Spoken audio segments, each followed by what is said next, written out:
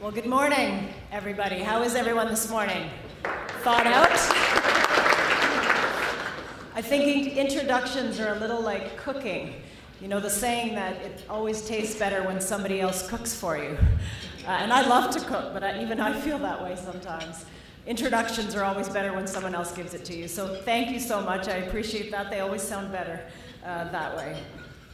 I really do want to thank all of you for being here and making this a sellout event. This is absolutely incredible, and it really shows how interested you are, not just in me, but in our city and what happens to it and in ensuring a good future for our city. So I want to take a moment to just thank all of you for braving the weather. We're Canadians though, right? And coming out and spending about 3 hours with me while I give, no, I'm just kidding. About half hour, I think, is what they gave me, which is a true gift for me. I get 5 minutes at council, so I'm going to take advantage of every minute. I do feel very lucky to be standing here before you as your mayor. I pinch myself every morning when I wake up that it's really true. And I know it's true because of the butterflies in my stomach. So let's carry on. It is truly an honor to be here, and it's one I take very seriously, but it's also one that puts a smile on my face every morning. So thank you for that honor and that privilege. I do want to acknowledge a few people here today, and you heard some of the sponsors, so I won't go through them again, but I do want to thank all of the sponsors for making today happen. We couldn't do it without you. I'd especially like to thank the Chamber for hosting, and also for what you do in the community all the rest of the year to promote business and retain our business and make sure there's a networking opportunity for all of us here. And thank you to Keith, our retiring head of the Chamber. You leave very big shoes, and I think if we've learned anything, it's that your diet of only meat has gotten you a long way. And a special thanks to John Goodwin as well for emceeing and everything that you've done over the year, during your tenure. I also want to do a special thanks to Belle because of today being Let's Talk. It's so important for us to continue the conversation around mental health. Every single one of us knows somebody who has been affected by mental health issues, whether that's a family member, a friend, a spouse, an employee, and it's so important for us to make it safe for us to talk about those challenges, just as we would talk about our physical health. So make sure you tweet and do the hashtag. There is money that is being raised, and this is not just an Ontario or a Canadian movement now. This is a global movement, and they're targeting to raise $100 million for mental health. So I think that deserves a round of applause today.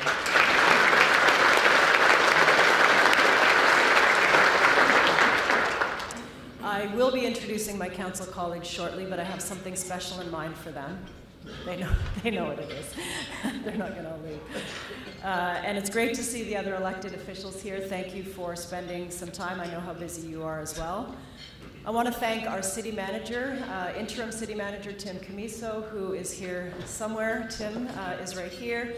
Thank you for being here. We have a lot of city staff joining us today, and I do want to thank each and every one of you for being here. There are 1,580 city staff in the city of Burlington, and we know on council, and I certainly know, that I couldn't serve the community without the help of our frontline city staff. So I do want to thank all of you for what you do every day, but also for being here and taking an interest. We have a number of agencies, boards, committees that are represented here today. I want to thank you for all of the great work that you do in our community. Again, we couldn't do what we do in Burlington and serve our people without your help. I also want to thank our media sponsor in the back. Thank you for broadcasting this to the folks who couldn't join us today. This will also be Facebook Live right now, so folks can join in. We will have that posted online for anyone who couldn't come this morning. And my remarks will be on my website later today as well. So just make sure you get my good side. Thank you. Finally, I want to thank my husband, Pete Ward, who is here, and I won't point him out because he likes it better that way. But I am so grateful for his support. We celebrated 25 years of marriage the day after the election, So I told the folks, thank you. Yeah. I've spent over a quarter of my life with this wonderful man and 3 children, a daughter who's 20 and boy-girl twins who are 18. So I wouldn't be standing on this stage without his support. He believed in me before I believed in myself, and that's special. So thank you. And finally, I want to thank the people in the business in Burlington that make our city great. The strongest part of our city is you. All of the people here, all of the people out there that live here, that work here, that invest in our community to make it the wonderful place that it is. So thank you so much for everything you do all year and for many years. So I have 3 things that I'd like to share with you today. I do want to take some time to introduce you to our new council. I want to talk about the priorities, the things that we heard during the election from our citizens, and I want to talk about the vision that we have as a council, that I have as your mayor, for the next 4 years, but to set the future for Burlington in a way that reflects citizen vision for our community. I also want to share a few things about what we've accomplished so far. We've been on the job, I think about 2 months, and we've done a lot already, so we'll talk about some of those things. And as I talk, you're going to hear about 3 broad themes: partnerships, change, and openness. So let's get started. First, I want to talk about partnerships. And this will be not only a theme of my remarks today, but a theme of my term for the next 4 years. And essentially, it means that none of us does anything alone. Whenever we achieve great things, it's because we have partnerships with people coming alongside us, working together for the same good. You know, you've probably heard the saying that it takes a village to raise a child. So I'd like to adapt that a little bit to our city and say that it takes a village to build a great community. Every voice matters. So I want to start by introducing you to the other folks around the table in council that will help me and help us achieve our vision for the future, and that's your council colleagues. So as I call their names, I'm just going to ask them to stand and stay standing until everyone is recognized, and I think everyone's here today. So in Ward 1, we have our newly elected councillor, Kelvin Galbraith.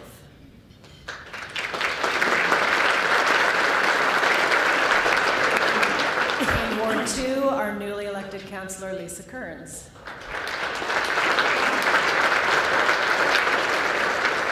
I know she will be here shortly.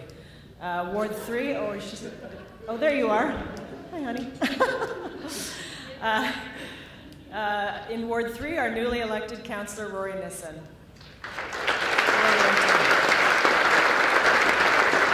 In Ward 4, newly elected councillor, Shauna Stolte.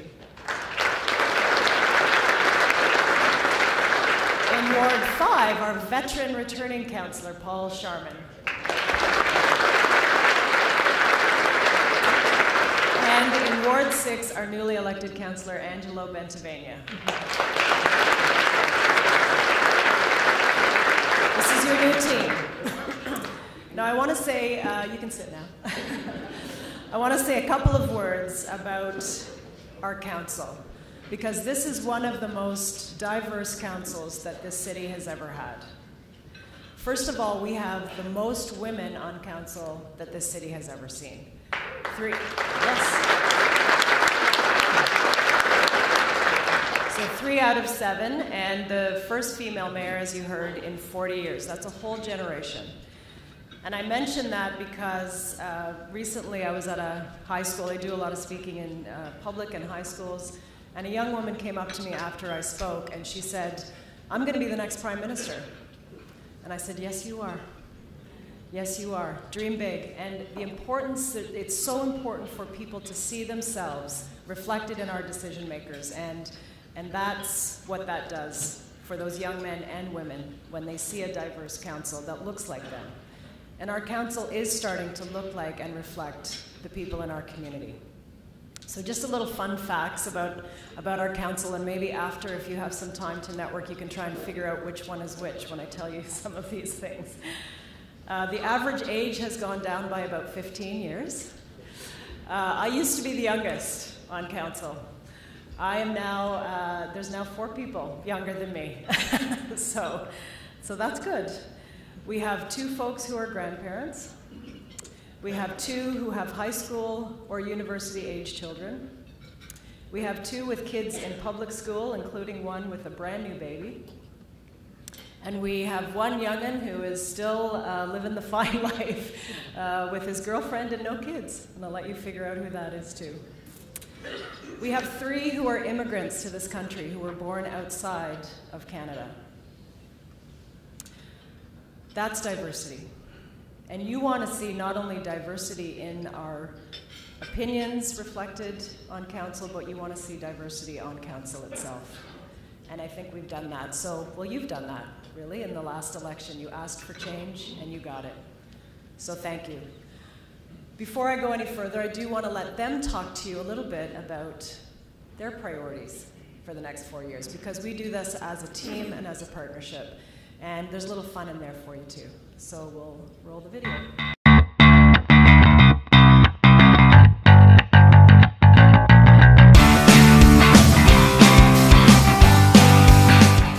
The first thing I'd like to accomplish in my ward is to get a real plan for the Aldershot Mobility Hub.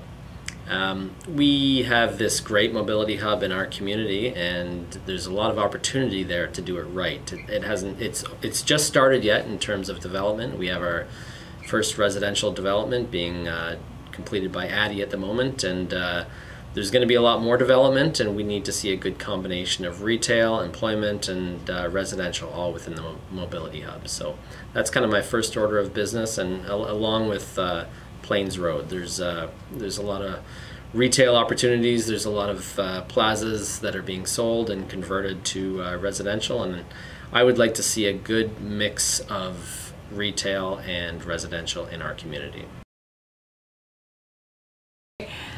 The first thing I'm hoping to accomplish in Ward 2 is to bring our community together. We can do that by committing to civic engagement and treating our neighbors and businesses with a little extra kindness. The first thing I want to do in my ward is help Ward 3's constituents work towards having a splash pad in Brant Hills. They came to me during the campaign over and over again because there are so many young families in Brant Hills, and there's nothing within walking distance, and I think it would really help them out and really improve their quality of life in Burlington. Hi. One of the things I love about Ward 4 is the wonderful, unique neighbourhoods that Ward 4 has. And one of the first things I'd like to do in Ward 4 is to build upon the character studies that have happened in Roseland and Shore Acres and Indian Point, and encourage other neighbourhoods around Ward 4 to utilize the resources that we have in those communities and those neighbourhoods to create new character studies. I think that there are a lot of really interesting neighbourhoods in Ward 4. I'd like to really work on building the community of those neighbourhoods and the community feel and protect the neighbourhoods. One of the things that's really important in Ward 4 is to balance growth with making sure that we protect the character of the neighbourhoods in Ward 4. The priorities for Ward 5 are really to look after seniors.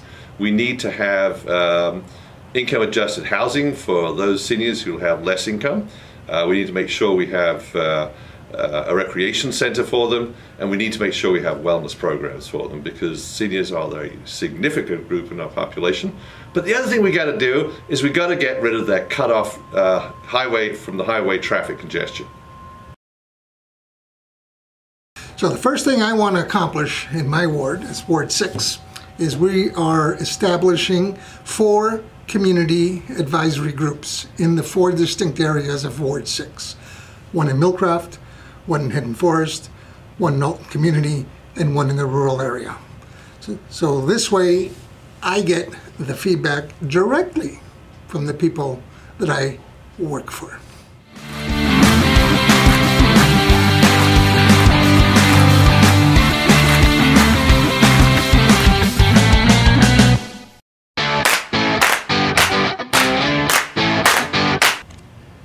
prefer a house party. There's nothing like a good house party.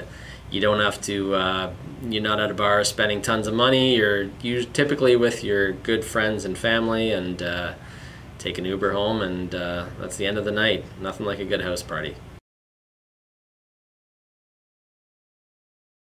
For breakfast, I had a turbo Americano from Temp on Brant Street and near our village square in downtown Burlington, and 2 Brazil nuts as recommended by my naturopath. I think my dream vacation would be a trip around the Mediterranean, hitting all the different countries along there. Probably stay in Italy longer than anywhere else. Actually, I probably wouldn't get past Italy, but that would be the idea, to go trip all the way around the Mediterranean. For totally up to me, definitely Star Wars. But if I want to stay married to my husband, I better say Star Trek. James Tiberius Kirk rocks. The person I want to have dinner with, I got to give you a quick background first of all. Does everyone know what Kopi coffee is? No, it is the most expensive coffee in the world. It sells for about $500 a pound, and it comes from a Vietnamese weasel's poop. I want to have dinner with the first person who actually followed this Vietnamese weasel and decided to make a business out of this. Wouldn't you want to have dinner with a guy like that? Great marketing and great funds. Come on now. The Rolling Stones, the most audacious singer ever, Mick Jagger. How can you not love that?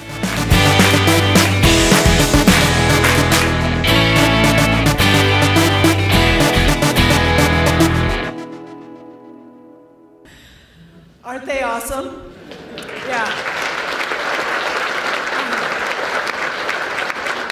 I can tell, that's the first time I've seen this, actually. We had a great time, my staff and I, and the staff at the city putting that together, and we had just as much fun, I think, coming up with those last questions. And I can assure you we're not drinking Kopi coffee this morning, so you don't have to worry about that. But I would like to point out on your table is a brochure that has all of the contact information of every member of council and a little bit of bio about them. So I would encourage everybody to take one home. We want you to stay in touch, and as you can see, we're a fun group, right? We have a lot of fun while we're also doing the very important work of looking after the city on your behalf. So let's talk about our priorities for the next 4 years, what we've done together already. And I want to talk about, the first theme that I want to talk about is change. And yeah, on October 22nd, you, the people of Burlington, voted for change. 5 brand new council members, a new mayor, and 1 returning. You wanted to see, and you want to see, your vision for our city reflected in the decisions that we make on your behalf. So, what does that look like? I'd like to talk about our top priorities. And the great thing is that if you do look at the platform of all the brochures of the folks that did get elected, and I have, it's very similar. There's a lot of alignment, and so that is great. It allows us to hit the ground running. The previous council had adopted a 25-year strategic plan. We know that we need a 4-year action plan to start taking steps in that direction. So right away, as soon as we were elected, this group got together in December with our staff and started talking about what's our work plan for the next 4 years. They're very keen, by the way, this group. They don't waste any time. So we hope to have something to show you in March about what our action items for the next 4 years are going to be to start moving in the direction of our vision for the city. So I want to talk about some highlights of those things. The first thing we're going to do is we're going to change the conversation that we have around growth and development and intensification in this city. We are going to talk about and ensure that we have reasonable growth, not overdevelopment. Overdevelopment strains our limited infrastructure, and it ultimately causes taxes to go up because growth doesn't pay for itself. It pays for about 80% of all the costs related to a growing population, whether that's residential growth or employment growth. And I don't know if folks have been following some of the budget discussions of other communities, but Milton, our fastest growing city in Halton, fastest growing for a time in the country, their first budget proposal this year came out at a 9% increase. That's what growth does if you don't control it and pace it well. Growth in the wrong place and the wrong amount causes congestion, and it leads to new costs for unplanned infrastructure. And this isn't good for residents or businesses. So in many respects, the election was a referendum on development, making sure we have the right amount of development in the right place. Our community members resoundingly said that the new Grow Bold plan did not reflect your vision for our community, downtown or elsewhere. And I can tell you, we are listening. So here's what has happened so far. First, the day after we were all sworn in, Halton Region, which is the approval authority for our official plan, pushed pause on their approval because they found some areas that needed to be changed, including employment land conversions, uses permitted in agricultural areas, natural heritage systems, and transportation matters. But the effect of Halton Region pushing pause is that it allows our council to make any additional changes that we wish to make. And it pushes pause on this plan indefinitely. Now, we're not going to take an indefinite amount of time to review the plan. We are already moving forward. So, next week, I'm presenting a motion to our Planning and Development Committee related to the official plan, and it does a couple of things in light of what we heard from our community. First, we're going to review height and density in the new plan, and we will be making changes there to reflect what we heard from our community and during the election. It directs our staff not to use the unapproved Grow Bold plan in assessing new development.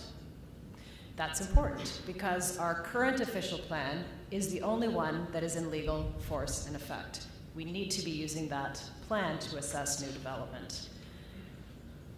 And the existing plan was updated in 2008, and it includes all of our growth population forecasts that have been assigned to us by the province. So we're in good shape. We're up to date, and we can move forward with the right amount of growth in the right place. Here's my water. Excuse me.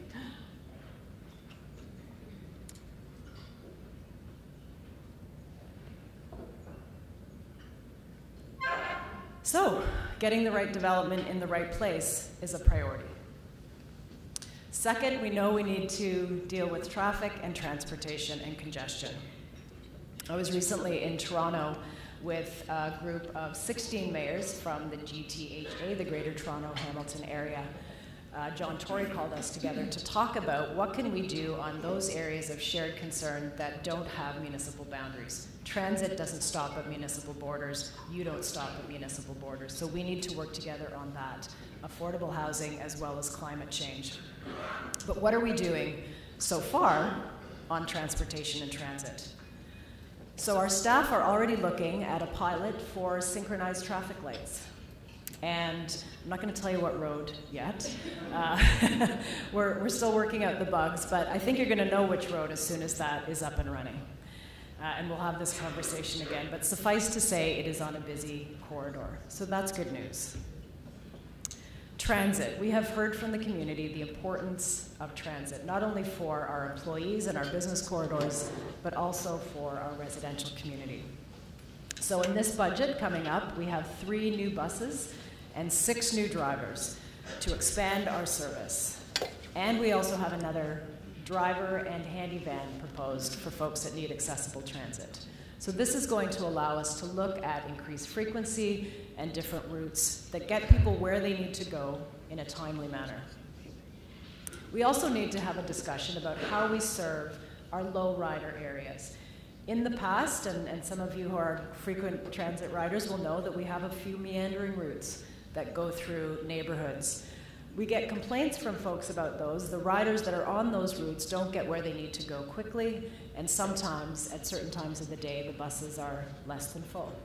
So we need to still provide service in those low rider areas, but I'm happy to say that our transit director is very keen to look at different alternatives, and there's a whole range of different things that we could be doing, from dial-a-ride, working with local cab companies. A lot of other municipalities around us are already moving into that territory. And in fact, we used to have a dial-a-ride service here in Burlington. So sometimes what's new is old again. We also need to look at the regional level of government on shared transit services, or at least shared lines. There is no reason why somebody who's taking a handy van from Burlington to Oakville Trafalgar Hospital should have to transfer their handy van and wait between those transfers. You don't stop at the borders, and our transit and transportation system can't stop at the borders either. So addressing transit and transportation is a priority for this council.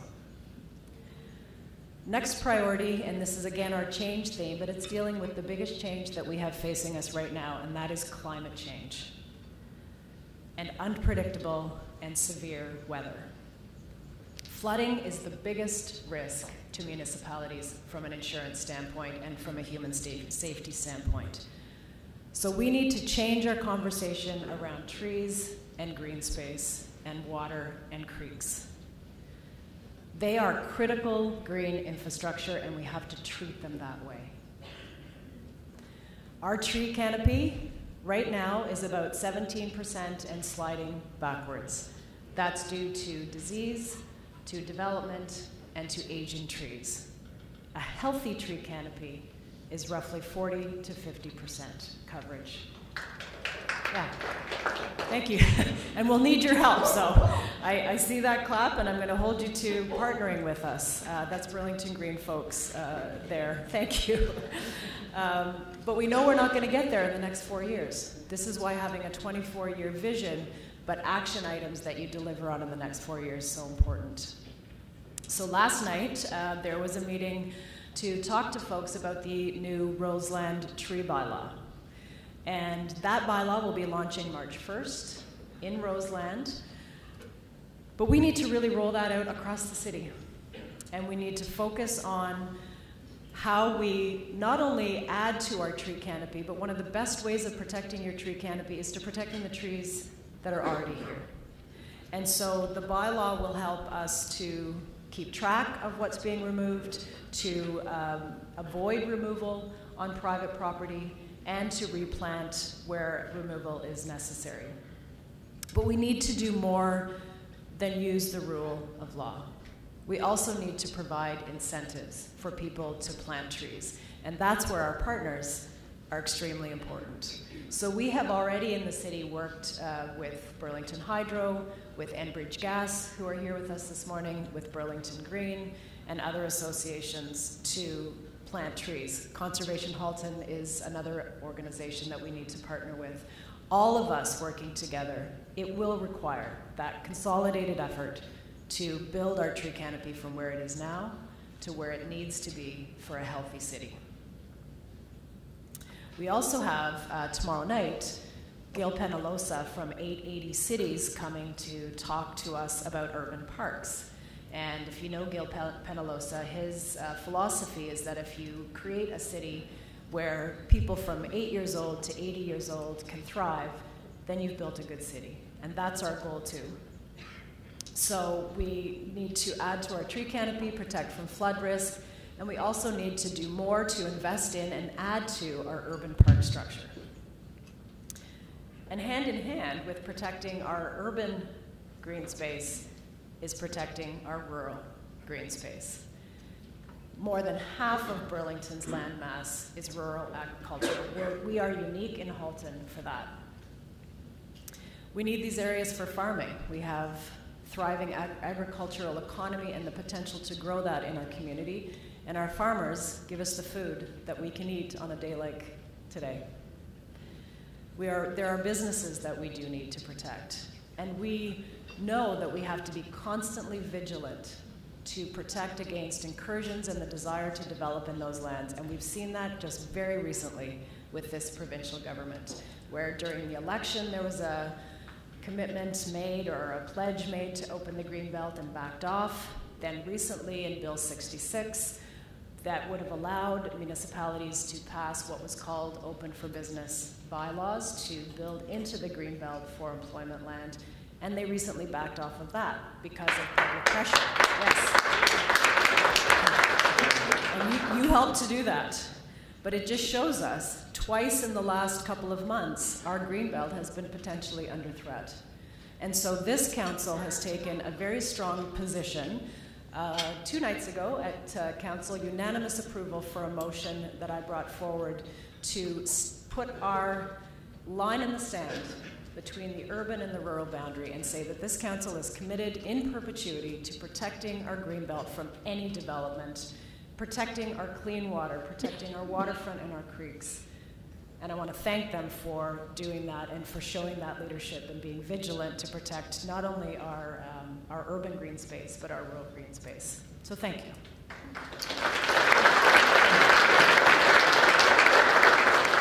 And I will say, and I'll talk about this a little bit more, we are open for business, and we don't need to sacrifice our Greenbelt to be open for business. We don't need to sacrifice the health of our community to be open for business. And we do need to do right by all of our businesses here in Burlington. We need to focus on business attraction and business retention of the businesses that we have here. And a key priority for this council will be business attraction and retention. And we have 2 business people sitting on our council who I turn to for advice on these matters. So let's talk about open for business, a theme of openness and partnerships.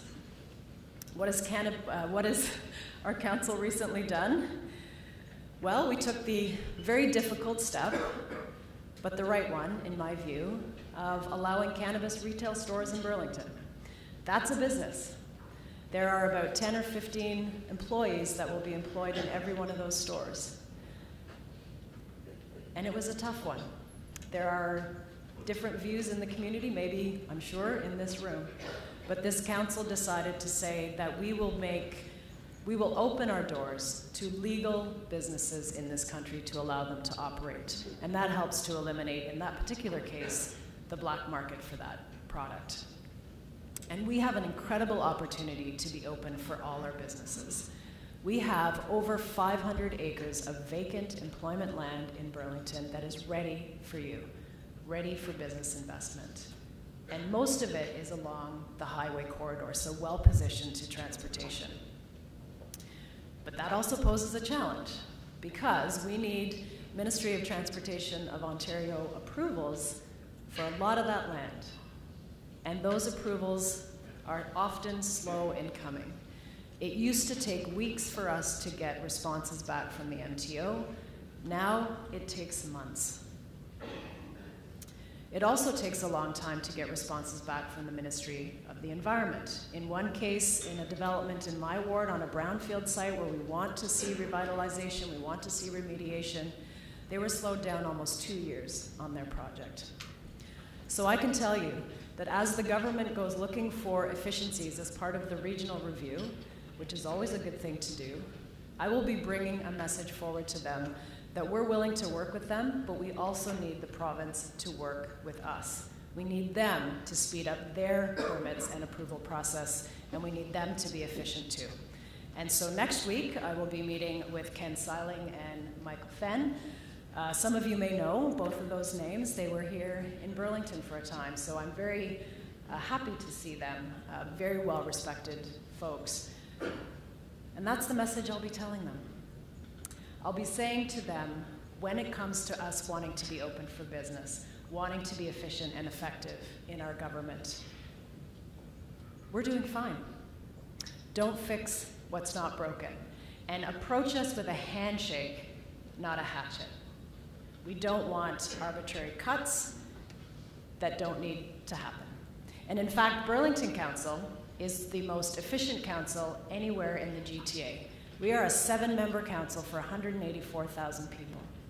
That is the smallest council of any municipality our size, and it's the smallest across the board in the GTA.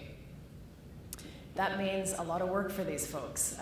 One of the first jobs as mayor was to assign council members to standing committees, boards, and associations. 63 assignments for the 7 of us. So they do great work. We're very efficient. But we do need help from other levels of government to speed up business. You know, businesses are expected to operate at the speed of tweet. That's the world that we live in, and I know how that feels to have to be that quick, or to be expected to be that quick, because sometimes our folks expect our elected officials to do our business at the speed of tweet. And although we have a leader to the south who thinks he can run a whole country by Twitter, that's not how it works. We need to be agile, but we also need to take the time to get it right. But we need to do what we can in Burlington to fast-track business approvals and permits, and to make sure that we're not only open for business and helping the folks that are here to expand, but attracting our businesses. And to that end, I'm thrilled to announce today a creation of the Mayor's State of the City Red Tape and Red Carpet Task Force. And the goal of the task force is to bring businesses together to talk about what's working, what's not working, where do you need our help, so that we can eliminate the obstacles to doing business. That's the red tape part. But we also need to roll out the red carpet and make sure that we are actively seeking businesses to locate here in Burlington. And we have a competition from everyone in this GTA corridor. And if we don't get out in front and start attracting businesses, they will go to some other community. So I'm very pleased to announce that Kelvin Galbraith, our Ward 1 candidate who you met earlier, who likes going to bars apparently, he has agreed to be my co-chair on this committee. And I'm so grateful for his support. He is a businessman in Aldershot, runs the fitness firm, has sat on the Aldershot BIA as a chair for many years, so brings that perspective. And we've already been discussing some of the challenges that he's heard from the business community and ways that we can speed up that process. So in coming weeks, we will be announcing a broad public engagement process, but we'll also be selecting folks for a stakeholder group to give us advice. And this is about a very focused task. We want to bring people together, and by the summer, have this group give council and the province, where appropriate, advice on how we can do what we do better. So if any of you are interested in being part of that, please get in touch. You've got my business card on your table. Please take it. You've got Calvin's contact information as well. So I need your help. I need your help to make sure that we are open for business and make sure that we're attracting the businesses that we want to locate here. A couple of final thoughts on some of the priorities that we heard from you during the election. I want to talk to you about community and our community centers. One of the things that we heard through the campaign is that because we're a growing population, we have our community centers in many cases are bursting at the seams, particularly our senior center. We have a lot of growing seniors, not growing this way, growing numbers of seniors. And we need new facilities. We know that sports fields are at a premium for our young families. And we know that we need programming for young folks, for the teenage years, and we need to look at how we make sure that young people feel welcome here in Burlington as well. So one of the opportunities coming up that may be available to us, and I know there are some school board members here, thank you for joining us. There are 2 schools, high schools, that are slated to close. One has already closed, and one will close in 2020. This is an opportunity, should the school board decide that that is no longer needed for their purposes, for us as a city to acquire that and make that a community-focused space. So that is something that I am committed to, and I know council will be very interested to have those discussions. I want to talk to you about respect. Respect on council, respect for our residents and our businesses, respect for our staff. Working in partnership, in collaboration with civility. Embracing and supporting different viewpoints. We have tough challenges ahead, and there are different perspectives in this community, in this room, probably even at my table. And we need to welcome and respect the broadest array of voices and make sure that everyone feels that their viewpoint is welcome, and that we will hear it, and that we will use that diverse opinion to make the best decisions that we can for this community. And I would say that that is already on display by this council. And a classic example was our vote on cannabis. That was a 5-2 vote. And that was a difficult discussion because there are varying views on that issue in this community. And I want to say that though I was glad that the vote went the way that it did, I was just as welcoming of the 2 members who did not vote to have cannabis retail stores, because they reflected a view that is present in our community on that issue.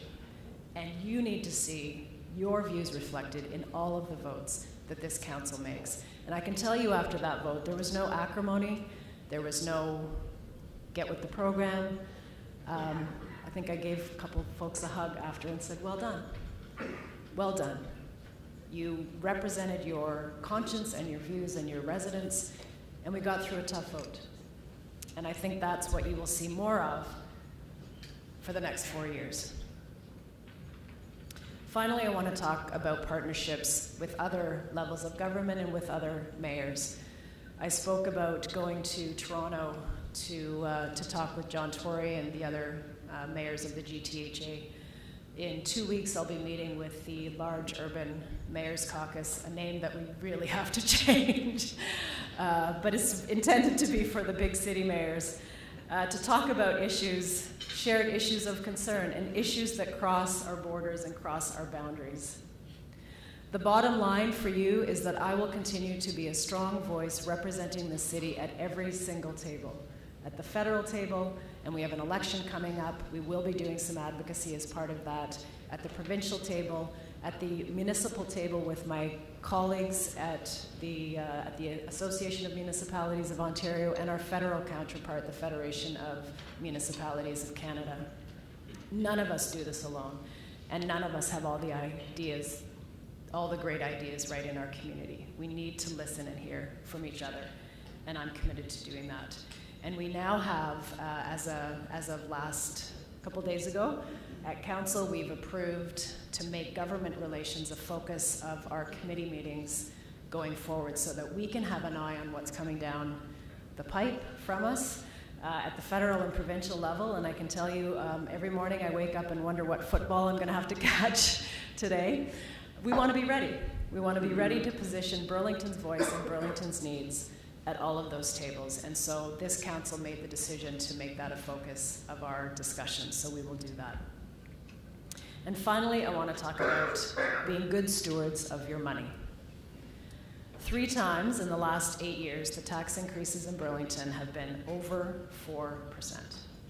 And one of the commitments that I made during the election is to get that down. And we're currently heading into budget talks, so please express your views. We have an online budget tool. We have a number of community meetings coming up. We want to hear from you about your priorities and where you think the opportunities are to make changes. You know, at the federal level, when there's a budget, the minister goes out and buys a new pair of shoes. And I'm always up for shoe shopping, but I decided to go a different way. You may have noticed I have a new hairdo today. It's a little shorter than it was. So I will leave you to read anything into that that you would like about the budget. The current tax increase right now is pegged at 3.99% if we make no changes. I have made a commitment to do what I can to find enough savings, about $1.6 million, to get that under 3%. And I've started those conversations with our staff and our boards and our agencies, and we can do it, and we will do it. We also need to make it easier for our frontline staff to tell me and to tell council, where do you think the opportunities are for efficiencies and savings? You know your area best, and we want to hear from you. In closing, we have a great team of people on City Council. We have a great team of people in City Hall who are willing to work with you. And we have great employers in our community and community partners. And we need all of us working together to deliver on the priorities that we have come together to say this is what we want to do as a community. And we do have important work ahead of us. And it won't be easy, and I can tell you it won't be fast. One of the things that people asked me the very first time I was elected in 2010 was, what is the most surprising thing about being an elected official? And you have to remember, I come from journalism, where, and I was in newspapers, so I would write my column one night, it was in the paper the next day, and the day after it was in recycling. It was very fast. Government doesn't move that fast. That was frustrating. And sometimes there's good reasons for that. Sometimes we have to take the time to get it right.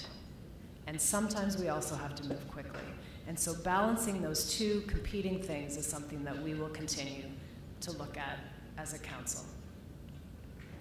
And I'm so grateful for all of you to have you here today, but also to have you in our community living and working here, or some of you both, and committing to making our city the best that it can be.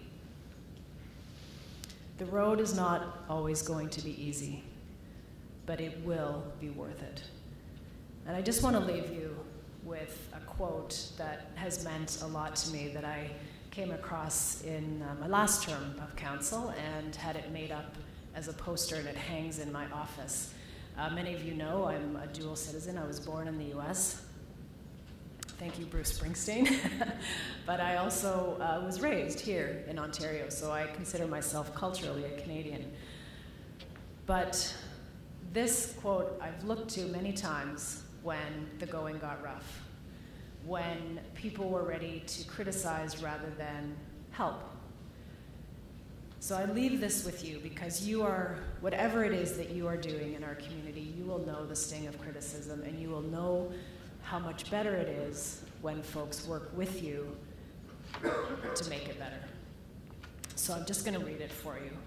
And this was written in about 100 years ago, so it was very masculine language back then, so I've tried to modify that and make it gender neutral.